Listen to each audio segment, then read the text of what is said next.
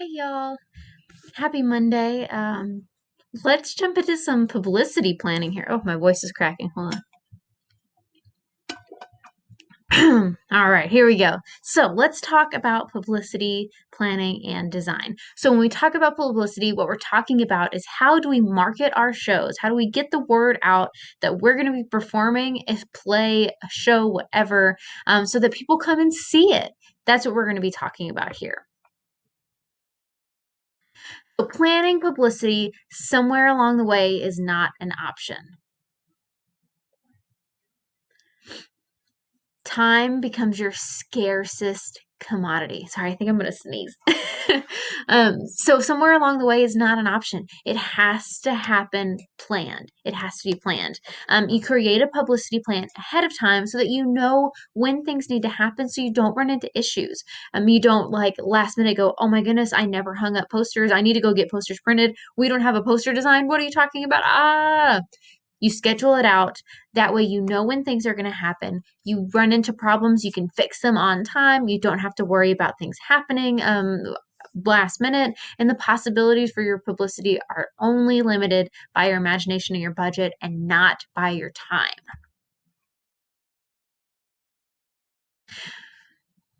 The publicity is run by the publicist generally. A publicist is a job that you can get not only in theater but in lots of different fields. So this may be a job that you've already heard about. A publicist manages the promotion of specific productions, events, and services. So they create a positive public image of the company without the exchange of money. They serve as the contact person for all media inquiries, and it's not just promoting a specific production or event, but usually the company as a whole. Lots of celebrities have a publicist, lots of companies have a publicist, and their work involves managing or assisting in the promotion of a production or in special events or just the company as a whole. They maintain the public image. So they're all about making sure that whatever goes out, whatever is involved, whatever the company's involved in, matches whatever the company is about. They don't want things to look a little bit weird. They don't want whoever, like an actor, to say something that doesn't fit the overall goal or mission of the theater. They want to make sure that everything is cohesive and everything looks and serves the purpose of the theater.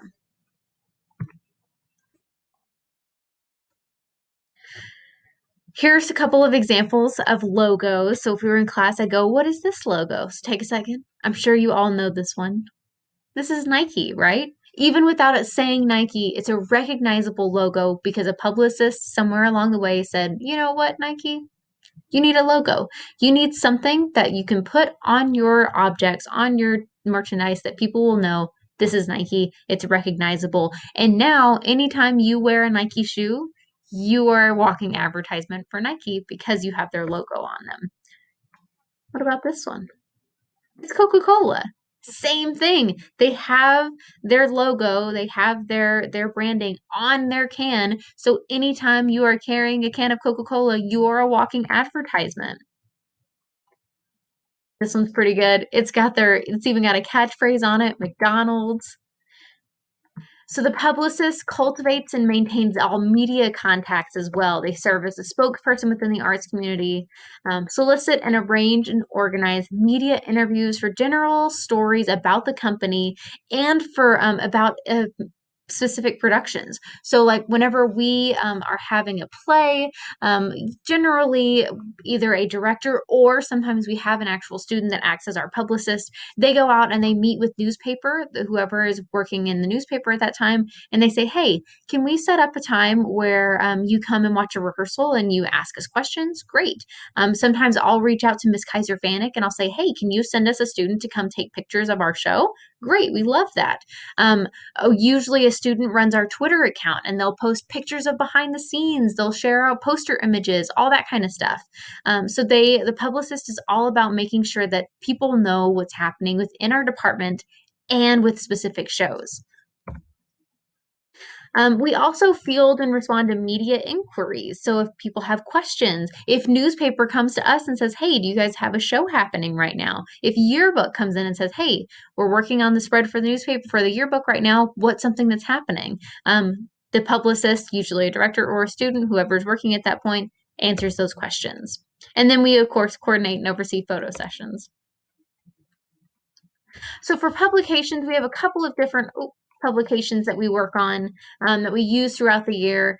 We do an in-house newsletter. Usually for us, that's like our call board where we post lots of information. A patron newsletter. Sometimes these two can be combined where we send that out. Like if I send something to parents, we do a newsletter there. Band, if you're in band, then you know that they do a weekly newsletter. And that's a way to spread information about what they're doing there. A season brochure on the backs of all of our programs. We have a season. We show what we're going to do for the rest of the year. And then brochures about the company and its services. What do we do? What workshops do we have? What children's theaters do we have? All of that kind of stuff that we do. We want to share out, and usually physical publications can do that. We also do a lot of advertising. A publicist is in charge of arranging advertising, and advertising is paying someone to bring productions or services to the attention of potential and current customers. So most of the time for advertisements, you're paying for them. Not all advertising is paying, but most advertising is paying. So if you're putting something in a newspaper, on television, on the radio, that's all you're going to have to pay for it. You have to pay for signs. You have to pay for posters and things like that. If you're doing email messaging and you're doing it in-house, you don't have to pay somebody for that. But if you're using like a direct email service, you're going to have to pay somebody for that. So a lot of advertising you have to pay for. That's something you have to work in to your budget. We mentioned that at the beginning, that, publicity is all about the limits of publicity is down to your imagination and your budget. So that's something you have to consider. We use a lot of posters. Most amateur theater publicity plans rely primarily on a poster because it's eye-catching. Just looking at this, I'm sure your instinct was to look at the poster and not necessarily all the words on the page, right? So we make these small, we make them big, we put them on Twitter, we put them physically in the school, we put them in Starbucks, we put them out on the street, we put them everywhere so that people can see them. They're reliable, they're cost effective, and we can keep them simple so that they're eye catching and they spread the info. If you look here, this one's simple. It's got these super cool waves. It's got a nice color. Shipwrecked Falcon drama tells you where it's happening, when it's happening, and how much it costs. That's the goal. The text is the most important element because you want to make sure that people know what's happening. You want to make sure they can read it. If you look back at this font, even this small font, you can still read, and that's the goal there. You want to use a plain, bright background, black text on white. This is the opposite of that, but it's still really easy to read. It's one of the reasons I like this format. And you want to avoid ugly combinations, combinations that are hard on the eyes, because you want people to be able to walk by it once, see it, and have an idea of what they're looking at. You want to be able to use generous space, clear space between text blocks. So look, if we look back at this, we have the full name of the play here. We've got space. We got info down here, and then we've got some space. So you want to be able to kind of space it out so it's easy to read. Again, readability, keep it readable, is very, very, very important because the text is the information. You want to keep the artwork simple. You want it to be eye-catching and vivid with a touch of color, but it doesn't have to be incredibly dynamic or complex. You want to make it where it's eye-catching, but it doesn't have to be like modern art, right? It doesn't have to be super, super impressive.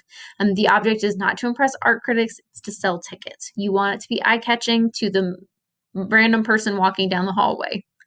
And for all posters, you have to include the name of the department, where is it happening, the title of the play, what is it, the author of the play, who's it by, a lot of that is copyright law, and the dates and times of the performance, when and where is it happening.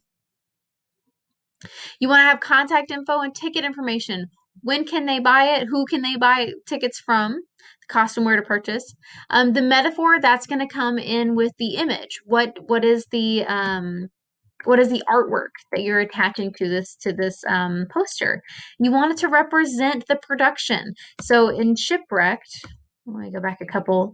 This play, Shipwrecked, is about somebody who is sailing. So the artwork is these super cool waves. It makes sense for the play. That's our metaphor. He's shipwrecked, right? And then any special information, again, that comes down to the copyright law, that comes down to the contract that we sign when we get the rights for the play. So here are a couple of examples of some posters that we've designed. These were all designed by students, so not by me. These were all designed by students. We do a haunted house every year, so you can see we got some kind of spooky in big letters. We've got how much does it cost? Who is it? Who's doing this? What is it? When is it? Where is it? All the info you need, you can see really quickly, nice and bold. It stands out on the page, but you can still see it's kind of spooky. So we've got that kind of metaphor. We've got that artwork that shares what it's about, but you have the info to know where it's happening, when it's happening, how much it costs. I'm a good farmer. This show was about it was about immigration. It was about farming. It was about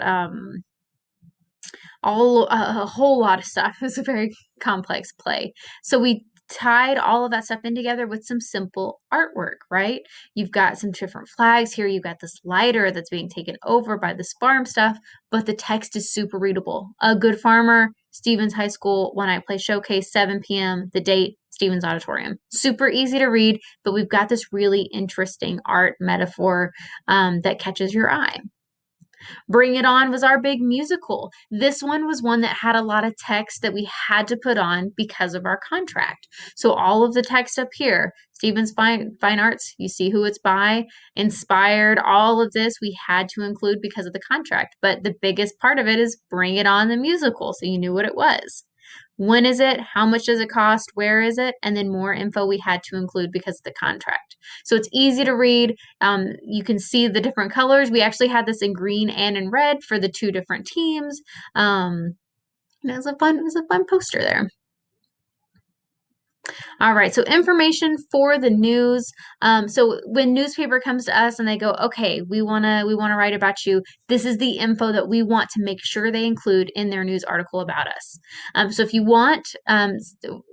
would want to know about it happening to someone else, it's potential news. So if we would want to know that somebody was doing a show, we want to make sure it gets into the newspaper. So when you're writing a press release, when you're figuring out what you want to include in the newspaper, imagine you're writing the finished article as you would read it in the newspaper. Use interesting quotes from the show's director.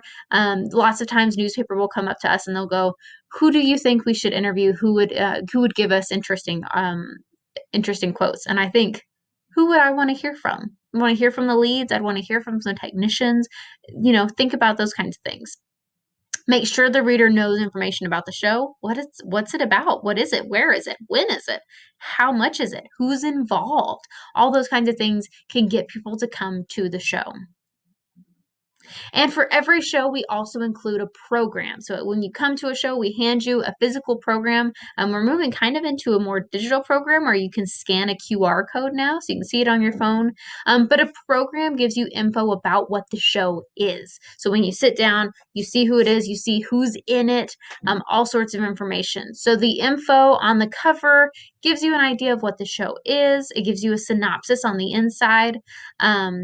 And then it tells you who the production staff is, who the company is, what else they've done. Maybe you've seen other shows and you're like, oh my goodness, I think that I recognize her. Look at the company bio. Now you know where you've seen them.